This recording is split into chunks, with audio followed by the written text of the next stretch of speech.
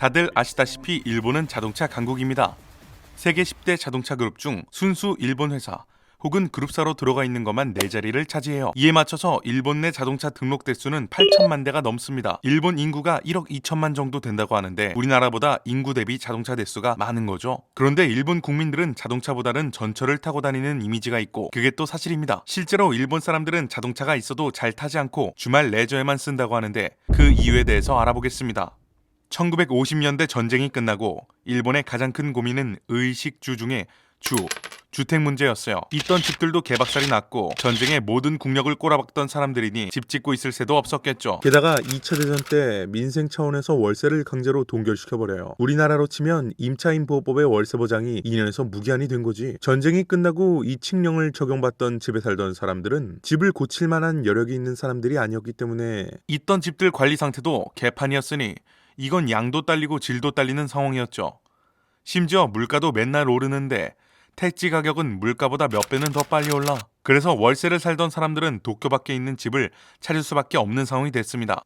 여러분은 수도권의 집을 보면 주로 어디를 보시나요? 일반적으로 구도심보다는 잘 정비된 신도시를 가고 싶으실 겁니다. 그런데 당시 일본에는 계획 신도시라는 개념이 없었어요. 타마 신도시라고 첫 신도시 계획이 세워진 게 1960년대였으니까요. 그래도 수요는 있으니까 그 전까지 10년 넘는 기간 동안 정말 마구잡이로 집이 지어지고 마을이 형성됩니다. 이게 다행인지 전쟁 때 물자를 나르려고 뒤도 안 보고 전국에 깔아놨던 철로와 역들이 있어서 철도 노선 연선 지역 중심으로 마을이 지어지죠. 그렇게 1950년 중반에 들어서는 한국전쟁 덕분에 일본은 경제가 안정됩니다. 그러면서 일본 정부도 표준 소득층이 살 수 있는 가격대, 한 가족이 탈 수 있는 크기, 잘 안 고장나고 고치기 쉬운 차를 각 제조사에 주문해요. 이거 어디서 많이 본 것 같은데. 그렇게 자동차 대수가 폭발적으로 늘어납니다. 여기서 본격적으로 문제가 시작돼요. 도심에 차를 세울 데가 없다? 주차장까지 가지를 못하는 게 문제예요.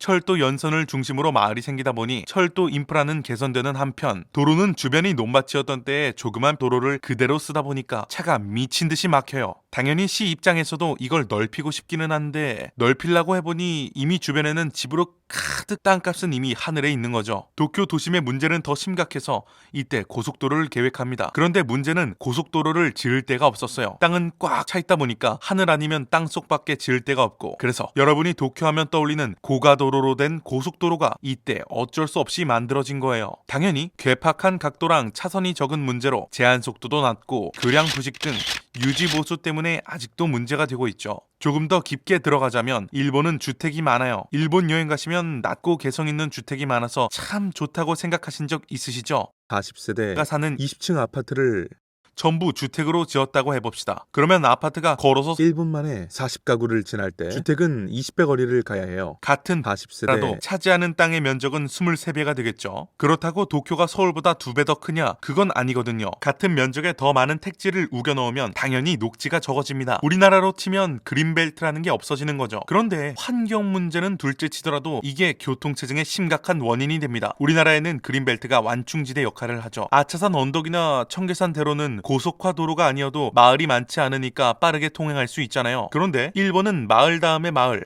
다음에 마을, 끝없이 도로에 차량이 유입됩니다. 앞에 차가 줄어들어야지 뒤에 차가 가는데 앞에 차가 계속 들어오니까 차가 막히는 게 아니라 그냥 서 있게 되는 거죠. 물론 지금이야 교외로 나가는 간선도로에도 병행하는 고속도로가 생기고 차선도 어찌저찌 늘려서 예전에 비하면 많이 나아졌습니다. 하지만 이미 과거의 피를 본 일본 사람들은 아예 수도권 근교나 코스트코로 장 보러 가는 게 아닌 이상 차를 운행하지 않게 되었죠. 여기에 도쿄 지자체의 철도 이용 캠페인까지 합세해서 철도를 타고 출퇴근하는 게 당연한 문화가 되어버렸습니다. 차 막혀서 지각하면 나오시지만 전철이 지연되어서 지각하면 면제부도 받을 수 있거든요. 심지어 차 타고 출퇴근하는 것을 내규로 금지하는 회사나 대학이 대부분이에요. 그래서 일본 사람들이 철도를 좋아하는 이유? 아니, 철도를 탈 수밖에 없는 이유는 도로가 불편하고 자동차나 버스의 경쟁력이 낮기 때문에 철도가 경쟁력이 훨씬 높기 때문입니다. 일본 사람들이 철도를 고집하는 이유를 자동차의 관점에서 소개해드렸습니다. 일본 철도와 자동차에 대한 여러분의 생각을 댓글로 남겨주세요.